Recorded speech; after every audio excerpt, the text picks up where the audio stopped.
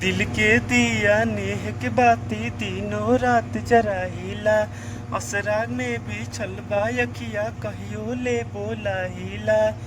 कब ले ई श्रद्धा पुराई बुए माई, बेटा के घरे कब आई बुए माई, बेटा के घरे कब आई बुए माई।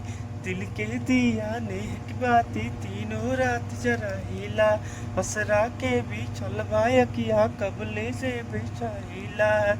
कबले ई श्रद्धा पुराई बुए माई, बेटा के घरे कब आई बुए माई, बेटा के घरे कब आई बुए माई। नइखे औकात बाकी दिल में बलल सा, ए माई हम तो धैले बानी मनसा के कलसा।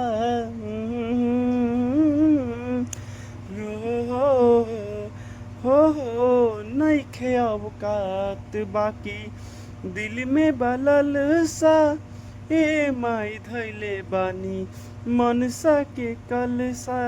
नइखे सहारा बानी बेचारा कैसे होई गुजारा हो, ना जाने कब ले पाई भी दुखवा से छुटकारा हो।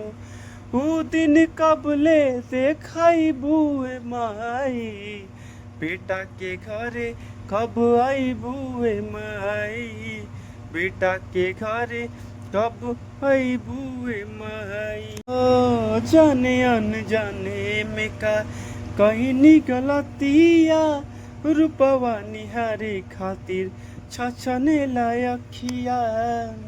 खवा के साया कब हटाई बुए माई, बेटा के घरे कब आई बुए माई, बेटा के घरे कब आई बुए माई।